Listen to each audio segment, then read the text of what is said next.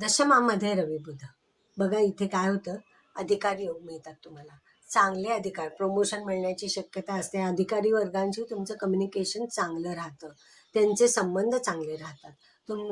तुमचं म्हणणं काय आहे ते ऐकून घेतलं जातं. इथे हा मोठा फायदा आहे, तुम्हाला प्रमोशन मिळू शकतात आणि तुमच्या ज्या कामामध्ये आहे ती प्रगती होते.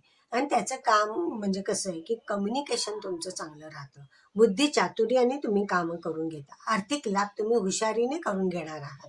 आणि मुख्य म्हणजे कसं आहे, गुरु आणि शुक्र दोन्ही या राशीचं जर बघितलं तर इथे दोन्ही भाग्यात आहे. भाग्यवृद्धी होते, स्वतःचं व्यक्तिमत्व विकास होतो, संततीचे प्रश्न काय असतील ते सुटत जातात, ह्या गोष्टी आपोआप होत जातात.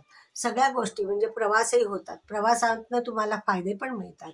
एखादी सामाजिक संस्थेचे काम तुम्ही करू शकता किंवा सामाजिक संस्थेकडनं तुम्हाला मान्यता मिळते किंवा प्रतिष्ठा मिळते, एखादा सन्मान मिळतो, अशा गोष्टी इथे तुम्हाला होऊ शकतात. या इथे आपल्याला काम करण्याची कपॅसिटी यांची चांगलीच असते, पण ह्यांची शारीरिक कष्टापेक्षा तुम्हाला बौद्धिक कष्ट हे झेपले जातात. पण इथे या महिन्यामध्ये थोडेसे शारीरिक कष्ट हे तुम्हाला करावे लागणार आहे. जसे बौद्धिक कष्ट आहेत तसे शारीरिक कष्टही तुम्हाला सहन करावे लागणार आहेत.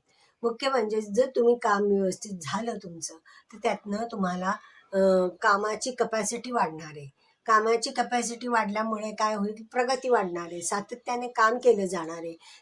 शनी मंगळ जेव्हा प्रतियोग जेव्हा असतो षष्ठातनं आणि व्ययातनं, तेव्हा तिथे काय होतं, जास्त काम हे करावं लागतं, पण त्याचा कालांतराने का होईना तुम्हाला चांगला फायदा होतो.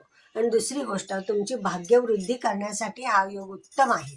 म्हणजे संघर्षातनं यश हा प्रकार आहे इथे. त्यामुळे ह्या गोष्टी तूळ राशीच्या लोकांना, शनी तर राजयोग असतो, राजयोगकारक आहे, त्यामुळे तर त्यांचा प्रश्न येत नाही. केंद्र कोणाचा स्वामी असल्यामुळे इथे तुमची प्रगती आहे. व्यापाऱ्यांना अतिशय उत्तम कालावधी आहे, व्यवसायामध्ये वृद्धी होणार आहे, त्यातून आर्थिक लाभ तुमचे चांगले होणार आहेत.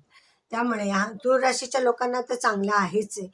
काही गोष्टी जरी प्रतियोग कुठल्याही राशीच्या गोष्टी असेल तरी सुद्धा शनी मंगळाचा सगळ्या राशींना, पण त्यातून संघर्षातनं यश हे मात्र इथे तुम्हाला दिसणार आहे.